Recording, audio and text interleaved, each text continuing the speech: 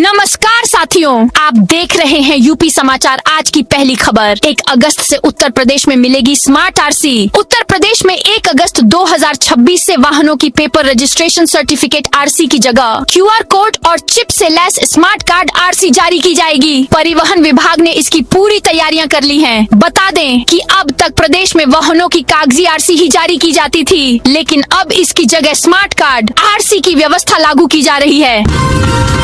अंबेडकर प्रतिमा विवाद में डीएमएसपी की कार्रवाई। देवरिया के गौरी बाजार थाना क्षेत्र के लवकनी गांव में अंबेडकर प्रतिमा स्थापना को लेकर हुए विवाद और पुलिस पर पथराव के मामले में जिला प्रशासन ने कार्रवाई की है। जांच में लापरवाही पाए जाने पर डीएमएसपी ने 3 पुलिस कर्मियों समेत 5 कर्मचारियों को निलंबित कर दिया है। वहीं हिंसा में शामिल लोगों की पहचान वीडियो और सीसीटीवी फुटेज के आधार पर की जा रही है।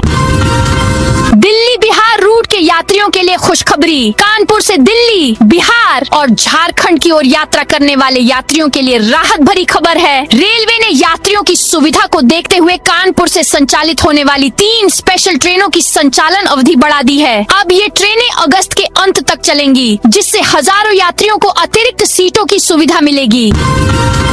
अयोध्या में 18,000 राशन कार्ड निरस्त। अयोध्या जिले में खाद्य एवं रसद विभाग ने 18,000 राशन कार्ड निरस्त कर दिए हैं। विभाग ने यह कार्रवाई अपात्र राशन कार्ड धारकों के खिलाफ विशेष अभियान के तहत की। ये सभी कार्ड धारक आयकर रिटर्न दाखिल कर रहे थे। उनकी आय निर्धारित सीमा से अधिक होने की वजह उन्हें अपात्र माना गया है। यूपी के संत चढ़ावा चोरी के नाटक पर भड़के कहा, राहुल गांधी पप्पू यादव ने सनातन का अपमान किया। संसद परिसर में राम मंदिर चढ़ावा चोरी को लेकर विपक्ष के प्रदर्शन पर यूपी का संत समाज भड़क गया है। उन्होंने कांग्रेस अध्यक्ष मल्लिकार्जुन खड़गे, सांसद राहुल गांधी और पप्पू यादव पर सनातन का अपमान करने का आरोप लगाया और उनसे सिर झुकाकर माफी मांगने को कहा। दरअसल मानसून सत्र के 10वें दिन यानी शुक्रवार को चढ़ावा चोरी को लेकर सपा कांग्रेस ने संसद परिसर में प्रदर्शन किया। बिहार की पूर्णिया सीट से निर्दलीय सांसद पप्पू यादव साधु बनकर संसद पहुंचे। हाथ में दान पेटी लेकर मकर द्वार के पास जमीन पर बैठ गए। राम मंदिर के सभी पुजारियों के लिए ड्रेस कोड लागू। श्री राम जन्मभूमि तीर्थ क्षेत्र ट्रस्ट ने राम मंदिर परिसर में सेवा दे रहे सभी पुजारियों के लिए ड्रेस कोड पूरी तरह लागू कर दिया है। गुरु पूर्णिमा से परकोटे के 6 उप मंदिरों और शेष अवतार मंदिर में सेवा दे रहे 13 अस्थायी पुजारियों को भी ट्रस्ट द्वारा निर्धारित पीताम्बरी, चौबंदी, धोती और साफा पहनना अनिवार्य कर दिया गया है। किसानों ने मुख्यमंत्री को सौंपा झापन कर्ज माफी। मुफ्त बिजली सहित 14 मांगों पर कार्रवाई की मांग। झापन में किसानों की कुल 14 प्रमुख मांगे शामिल हैं। इनमें किसानों की पूर्ण कर्ज माफी, ग्रामीण घरेलू बिजली के बकाया बिल माफ कर, पंजाब और दिल्ली की तर्ज पर मुफ्त बिजली उपलब्ध कराना प्रमुख है। संगठन ने गन्ना ढुलाई भाड़ा और पुरानी कटौती समाप्त करने की भी मांग की है। इसके साथ ही गन्ने का भुगतान पेराई सत्र शुरू होने से पहले 30 सितंबर तक सुनिश्चित करने और बकाया भुगतान ब्याज सहित दिलाने की मांग भी उठाई गई है। मोदी को गाली देने वाली लड़की पर नोएडा में FIR। जंतर मंतर पर कॉकरोच जनता पार्टी CJP के प्रदर्शन में PM मोदी को गाली देने वाली नोएडा की लड़की के खिलाफ 0 FIR दर्ज हो गई है। यह कार्रवाई नोएडा के एक्सप्रेसवे थाने में गाजियाबाद की वकील स्मृति सिंह चंदेल की शिकायत पर हुई। लड़की की पहचान रुचिका सिंह के रूप में हुई है। मुख्यमंत्री कृषक छात्रवृत्ति योजना का दायरा बढ़ाएगी यूपी सरकार। मुख्यमंत्री योगी आदित्यनाथ ने किसानों और खेतीहर मजदूरों के मेधावी बच्चों के लिए संचालित मुख्यमंत्री कृषक छात्रवृत्ति योजना का दायरा बढ़ाने के निर्देश दिए हैं। उत्तर प्रदेश राज्य कृषि उत्पादन मंडी परिषद के संचालक मंडल की 172वीं बैठक में मुख्यमंत्री ने कहा कि योजना से अधिक पात्र विद्यार्थियों को लाभान्वित करने की रूपरेखा तैयार की जाए। यूपी के स्पोर्ट्स हॉस्टलों में अंतर्राष्ट्रीय खिलाड़ी बनेंगे कोच। ओलंपिक और विश्व मंचों पर देश का तिरंगा फहराने का सपना देख रहे खिलाड़ियों को अब अंतर्राष्ट्रीय स्तर के खिलाड़ियों और प्रशिक्षकों से प्रशिक्षण मिलेगा। चयनित कोचों को हर महीने 1,50,000 रुपए मानदेय दिया जाएगा। इसके लिए 14 अगस्त तक आवेदन मांगे गए हैं। चंद्रशेखर ने जारी की 45 उम्मीदवारों की लिस्ट। उत्तर प्रदेश विधानसभा चुनाव 2027 की तैयारियों के बीच आजाद समाज पार्टी ने अपनी पहली सूची जारी कर दी है। पार्टी ने प्रदेश की 45 विधानसभा सीटों पर संभावित प्रत्याशी / प्रभारी घोषित किए हैं। इस सूची के जरिए पार्टी ने चुनावी तैयारियों को गति देने के साथ साथ सामाजिक समीकरण साधने की भी कोशिश की है। कांवड़ यात्रा में बुलडोजर बाबा टी शर्ट की सर्वाधिक मांग। हापुड़ में कांवड़ यात्रा शुरू होते ही शहर के बाजार भगवा रंग में सज गए हैं। कांवड़ियों की सुविधा और पसंद को ध्यान में रखते हुए प्रमुख बाजारों में धार्मिक सामग्री, वस्त्र और पूजा सामग्री की दुकानें लगाई गई हैं। इस वर्ष कांवड़ियों के बीच बुलडोजर बाबा प्रिंट वाली टी शर्ट विशेष आकर्षण का केंद्र बनी हुई है। दुकानदारों के अनुसार अन्य डिजाइनों की तुलना में इसकी मांग सर्वाधिक है। यूपी में मानसून फिर से कमजोर पड़ गया है, लेकिन पहाड़ों पर हो रही भारी बारिश से गंगा, घाघरा, सरयू समेत 10 नदियां उफान पर हैं। लखीमपुर खीरी में गुरुवार शाम शारदा नदी में नाव पलट गई। नाव सवार 9 लोग बह गए, जिनमें से 7 को बचा लिया गया। 2 की तलाश जारी है। प्रतापगढ़ में लैपटॉप की जगह पार्सल से निकला पत्थर। प्रतापगढ़ में ऑनलाइन शॉपिंग से जुड़ी धोखाधड़ी का मामला सामने आया है। एक व्यक्ति ने ऑनलाइन प्लेटफॉर्म से 61,450 का लैपटॉप ऑर्डर किया था, लेकिन पार्सल खोलने पर उसमें लैपटॉप की जगह पत्थर निकला। कंपनी ने शिकायत स्वीकार करने से इनकार कर दिया, लेकिन साइबर क्राइम थाना प्रतापगढ़ की कार्रवाई के बाद पीड़ित को उसकी पूरी रकम वापस मिल गई। बिजनौर में आरक्षण हटाओ आंदोलन के तहत प्रदर्शन। बिजनौर में वीर सेना के आह्वान पर शुक्रवार को आरक्षण हटाओ आंदोलन के तहत सवर्ण समाज और विभिन्न सामाजिक संगठनों के लोगों ने कलेक्ट्रेट पर प्रदर्शन किया। प्रदर्शन के बाद राष्ट्रपति, प्रधानमंत्री, गृह मंत्री और शिक्षा मंत्री के नाम संबोधित ज्ञापन जिलाधिकारी को सौंपकर आरक्षण व्यवस्था की समीक्षा और सभी वर्गों के लिए समान अवसर सुनिश्चित करने की मांग की गई। कानपुर में क्रेडिट कार्ड से बिना ओटीपी के पैसे निकले। कानपुर में साइबर ठगों ने सिविल लाइंस निवासी समरजीत सिंह के क्रेडिट कार्ड से 20 मिनट के अंदर 8 बार में 8.85 लाख रुपए ट्रांसफर कर दिए। मोबाइल पर मैसेज आने पर उन्हें घटना की जानकारी हुई। पीड़ित की शिकायत पर कोतवाली पुलिस ने मुकदमा दर्ज किया। यूपी में शिक्षकों ने खोला मोर्चा। पुरानी पेंशन बहाली समेत 15 मांगों को लेकर प्रदेश भर में प्रदर्शन। उत्तर प्रदेश माध्यमिक शिक्षक संघ ने पुरानी पेंशन बहाली सहित 15 सूत्रीय मांगों को लेकर प्रदेश व्यापी प्रदर्शन किया। उन्होंने मुख्यमंत्री योगी आदित्यनाथ को संबोधित ज्ञापन सौंपकर लंबित मांगों के त्वरित निस्तारण की मांग की। गोंडा में 1391 बीज विक्रेताओं पर कार्रवाई की चेतावनी। गोंडा में 1391 बीज विक्रेताओं ने अभी तक अपने लाइसेंस का पंजीकरण नहीं कराया है। जिला कृषि विभाग ने इन दुकानदारों के खिलाफ कार्रवाई शुरू कर दी है। आज शुक्रवार सुबह 11:30 बजे जिला कृषि अधिकारी ने वर्चुअल बैठक कर सभी विक्रेताओं को शुक्रवार रात 12 बजे तक अनिवार्य रूप से पंजीकरण कराने का निर्देश दिया। यूपी में बनेगा देश का पहला डाटा कॉरिडोर। अमेरिकी कंपनी बीसीजी तैयार करेगी 6 लाख करोड़ का मास्टर प्लान। मानव जीवन की सबसे बड़ी जरूरत बनते डाटा के क्षेत्र में आत्मनिर्भर बनने की दिशा में प्रदेश सरकार बड़ा कदम उठा रही है। देश का पहला डाटा कॉरिडोर राज्य में बनाने की तैयारी है। कॉरिडोर का रोड मैप तैयार करने के लिए अमेरिकी कंपनी बोस्टन कंसल्टेंसी ग्रुप का चयन किया गया है। BCFG द्वारा 6 माह में रोड मैप तैयार करने के बाद पहले चरण में 6 गीगावाट क्षमता के डाटा क्लस्टर स्थापित किए जाएंगे। मिर्जापुर में VBG रामजी से 13,512 लोगों को गांव में ही मिला रोजगार। मिर्जापुर में 1 जुलाई से मनरेगा की जगह विकसित भारत ग्रामीण रोजगार एवं आजीविका मिशन गारंटी योजना VBG रामजी लागू हो गई है। इस योजना के तहत अब तक 13,512 लोगों को रोजगार मिला है, जिसमें पारदर्शिता के लिए बायोमेट्रिक हाजिरी और IT टूल्स का उपयोग किया जा रहा है। 2027 चुनाव को लेकर CM योगी ने झोंकी ताकत। वर्ष 2027 के विधानसभा चुनाव की औपचारिक घोषणा भले अभी बाकी हो, लेकिन राजनीतिक दलों ने अपनी अपनी रणनीति पर काम तेज कर दिया है। इस बीच मुख्यमंत्री योगी आदित्यनाथ ने लगातार प्रदेश का दौरा कर चुनावी माहौल में बढ़त बनाने की कोशिश शुरू कर दी है।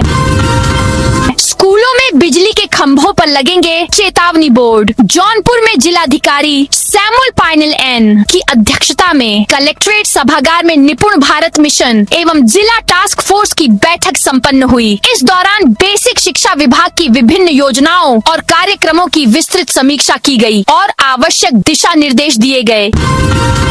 पीलीभीत में बंदरों के आतंक से ग्रामीण परेशान। पीलीभीत जिले के ललौरी खेड़ा ब्लॉक में बंदरों का आतंक आतंक लगातार बढ़ता जा रहा है। शुक्रवार दोपहर दर्जनों ग्रामीण अपनी सुरक्षा की मांग को लेकर कलेक्ट्रेट पहुंचे और जिलाधिकारी को ज्ञापन सौंपा। ग्रामीणों का आरोप है कि बंदरों के हमलों के कारण घरों से निकलना तक मुश्किल हो गया है। अटल चिकित्सा यूनिवर्सिटी में बनेगा 300 बेड का super speciality hospital. Atal Bihari Vajpayee चिकित्सा विश्वविद्यालय के अधीन 300 बिस्तरों का अस्पताल स्थापित बनेगा, जहां सुपर स्पेशलिटी चिकित्सा सुविधा उपलब्ध कराई जाएगी। यहां ऑपरेशन थिएटर, बाह्य रोगी विभाग, अंतर्राष्ट्रीय मानकों के अनुरूप आईसीयू बनाने की विस्तृत परियोजना रिपोर्ट शासन को भेजी गई है। अगले 7 सालों में देश में 2 गुनी होगी बिजली की मांग। राज्यसभा के पटल पर रखे गए आंकड़ों के मुताबिक 7 वर्षों में देश में बिजली की अधिकतम मांग लगभग 2 गुनी हो जाएगी। मौजूदा वित्तीय वर्ष 2026 से 27 में देश में बिजली की अधिकतम मांग 289 गीगावाट रहने का अनुमान है, जो वर्ष 2033 से 34 में 446 गीगावाट हो जाने का अनुमान है। मिर्जापुर सोनभद्र के सभी लॉ कॉलेजों की होगी जांच। मिर्जापुर में मां विंध्यवासिनी विश्वविद्यालय से संबद्ध मिर्जापुर और सोनभद्र जिले के सभी लॉ कॉलेजों की जल्द जांच होगी। विश्वविद्यालय प्रशासन बार काउंसिल ऑफ इंडिया के निर्धारित मानकों के आधार पर कॉलेजों का निरीक्षण करेगा। जांच रिपोर्ट के आधार पर मानकों का उल्लंघन करने वाले संस्थानों के खिलाफ नियमानुसार कार्रवाई की जाएगी। यूपी के 22,510 श्रद्धालुओं का हज यात्रा के लिए चयन। इस वर्ष उत्तर प्रदेश के 22,510 लोगों का हज यात्रा के लिए चयन मुंबई स्थित हज कमेटी ऑफ इंडिया की कुर्रा प्रक्रिया में हुआ है। चयन की सूचना सभी आवेदकों को उनके पंजीकृत मोबाइल नंबर पर भेज दी गई है। हज यात्रा के लिए चयनित लोगों में 11,947 पुरुष हैं और 10,563 महिलाएं हैं। शहरोज का मुंबई राजस्थान कनेक्शन खंगाल रही एटीएस ने संदिग्ध आतंकी शहरोज से 5 घंटे पूछताछ की, जिसमें उसने मुंबई और राजस्थान कनेक्शन पर कोई जानकारी नहीं दी। उसके मोबाइल से 3 और संदिग्धों के नंबर मिले हैं, जिनकी जांच जारी है और जल्द ही और गिरफ्तारियां होने की उम्मीद है। ओला उबर की तर्ज पर मिलेगी शौचालय टैंक सफाई सेवा। अमेठी में अब शौचालय टैंक खाली कराने के लिए लोगों को भटकना नहीं पड़ेगा। जिला पंचायत राज विभाग ओला उबर और डायल 112 की तर्ज पर डिजिटल फीकल स्लज कलेक्शन सेवा शुरू करने जा रहा है। इसके तहत जिले की सभी 682 ग्राम पंचायतों में यह सुविधा उपलब्ध कराई जाएगी। रेलवे का डीजल चोरी करने वाले 4 बदमाश गिरफ्तार। गढ़मूर रेलवे स्टेशन पर रेलवे का डीजल चुराने वाले गैंग के 4 सदस्यों को आरपीएफ ने पकड़ा है। उनके पास से करीब 300 लीटर चोरी का डीजल बरामद किया है। पूछताछ और कस्टडी रिमांड के दौरान मिली जानकारी के आधार पर आरपीएफ ने चोरी का डीजल खरीदने वाले आरोपी को भी पकड़ लिया। इससे पूरे नेटवर्क का खुलासा हो गया। अयोध्या में सहायक सफाई निरीक्षक रिश्वत लेते गिरफ्तार। अयोध्या कैंटोनमेंट बोर्ड में आउटसोर्सिंग कर्मचारियों की भर्ती में कथित रिश्वतखोरी के मामले में केंद्रीय अन्वेषण ब्यूरो सीबीआई की एंटी करप्शन ब्रांच ने गुरुवार देर रात बड़ी कार्रवाई की। टीम ने सहायक सफाई निरीक्षक जितेंद्र सिन्हा को 60,000 रुपए की रिश्वत लेते हुए रंगे हाथ पकड़ लिया। कार्रवाई के दौरान उनकी गाड़ी की तलाशी में 1 लाख रुपए, अतिरिक्त नकदी और आउटसोर्सिंग कर्मचारियों की सूची भी बरामद होने की बात सामने आई है।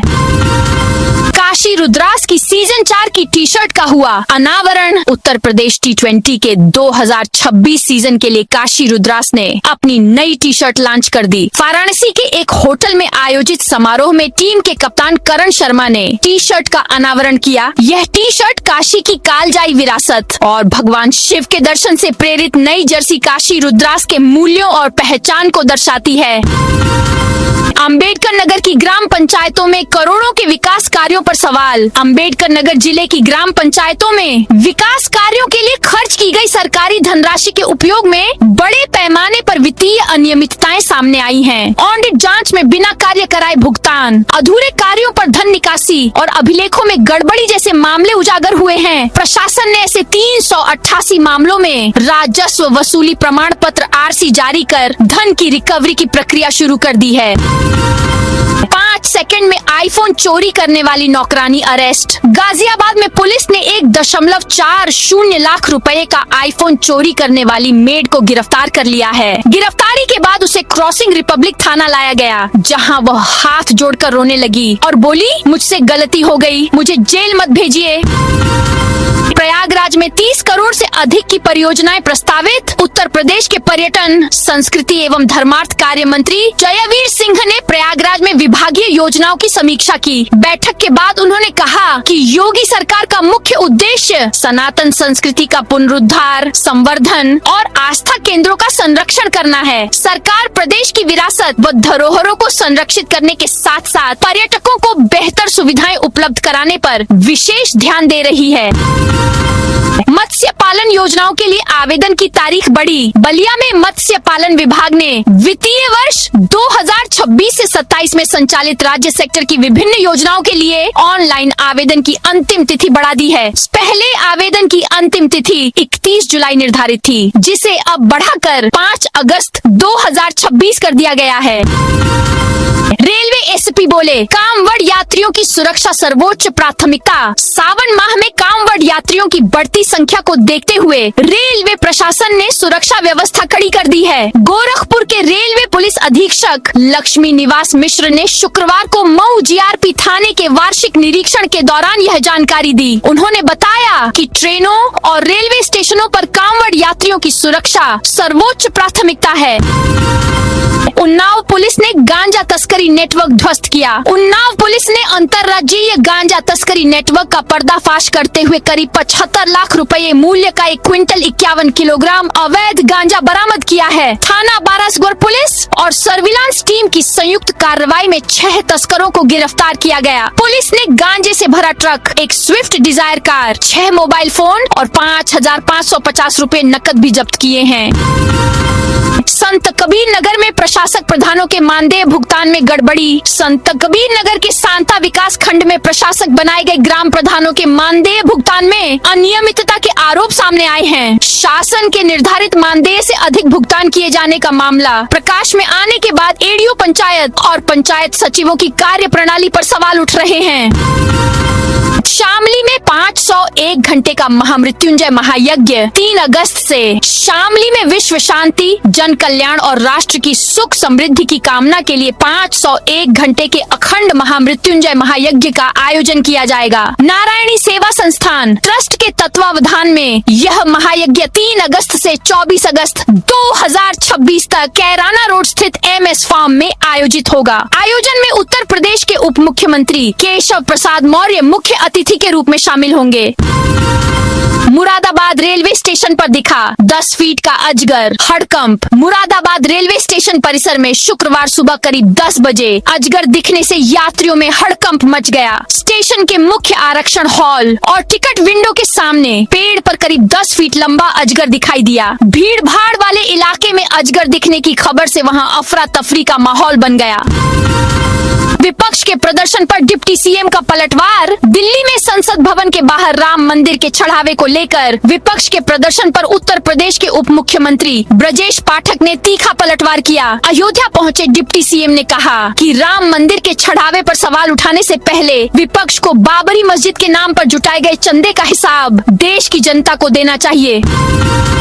संत रविदास नगर के बाद अब कांशीराम नगर की मांग। बहुजन समाज पार्टी की राष्ट्रीय अध्यक्ष मायावती ने संत रविदास नगर जिले का नाम बहाल करने पर उत्तर प्रदेश सरकार का आभार जताया है। साथ ही उन्होंने मांग की है कि बसपा सरकार के दौरान महापुरुषों के नाम पर बनाए गए अन्य जिलों के पुराने नाम भी बहाल किए जाएं। लखनऊ विश्वविद्यालय में अब पेपरलेस वर्किंग। लखनऊ विश्वविद्यालय में आज 31 जुलाई से पेपरलेस वर्किंग शुरू हो गई है। विश्वविद्यालय के 69वें दीक्षांत समारोह में राज्यपाल व कुलाधिपति आनंदीबेन पटेल ने ई ऑफिस का उद्घाटन किया। दीक्षांत समारोह के GMU के अटल बिहारी वाजपेयी कन्वेंशन सेंटर में मनाया गया। कुलाधिपति ने कुल 1,25,239 स्टूडेंट्स को डिजिटल डिग्री प्रदान की। कुलपति JP सैनी ने बताया कि विश्वविद्यालय में 44 देशों के युवा पढ़ रहे हैं। तो दोस्तों, यह थी आज उत्तर प्रदेश के सभी जिलों की दिन भर की ताजा और बड़ी खबरें।